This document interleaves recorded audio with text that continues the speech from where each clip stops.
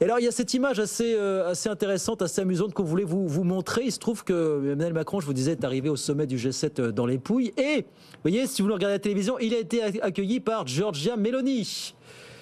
Et on s'est posé la question, est-ce qu'Emmanuel Macron n'est pas quelque part en stage d'observation? Est-ce que ce qu'a fait Meloni en Italie, qui a su, je dirais pas dompter, mais apprivoiser les marchés, est-ce que c'est potentiellement ce que Marine Le Pen pourrait faire et Jordan Bardella pourrait faire dans quelques semaines, finalement, Jean-Thomas Le Sueur? Est-ce que vous voyez une concordance comme ça Je ne sais pas s'ils peuvent le faire. Évidemment, ils vont l'ambitionner. Évidemment, aujourd'hui, Giorgia Meloni est le modèle politique pour tous les partis de droite, populistes, si on veut les appeler, ou post-populistes, comme les appelle Thibaut Muziag. Et je pense que le concept est assez intéressant, parce que je pense qu'on ne peut pas se contenter de dire que Giorgia Meloni est une populiste à la manière de Bolsonaro ou Trump.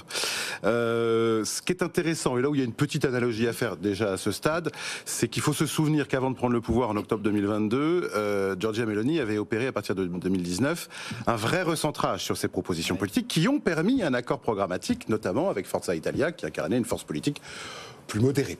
Alors évidemment, le temps politique choisi par le président de la République rend compliqué et compresse, si je puis dire, les possibilités d'accorder les programmes, mais on peut prendre quand même le petit recul de Jordan Bardella sur les retraites comme une première concession, un premier signal envoyé qui va dans ce sens-là. Il dit que ce ne sera pas une priorité du moment, il ne dit pas je reviendrai. Alors voilà, c'est qu'on a commencé par nous dire nous reviendrons sur cette réforme des retraites, et lui dans la foulée a dit ce ne sera pas une priorité. Oui, bien sûr. Voilà. Il ne va pas se dédire. Mais on peut l'analyser comme ça. C'est aussi dans le cadre de la construction d'une éventuelle alliance avec d'autres acteurs, dont les éventuels candidats victorieux d'Éric Ciotti.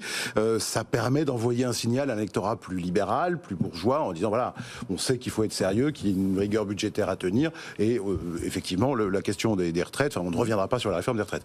Donc voilà, on en est là. Après, encore une fois, les comparaisons valent ce qu'elles valent, et encore une fois on est surtout dans un temps politique complètement fou, on n'a que 3 semaines, donc ce que je décrivais là pour Meloni qui l'a fait en 2 ans, il y a 3 semaines pour ces acteurs politiques qui veulent le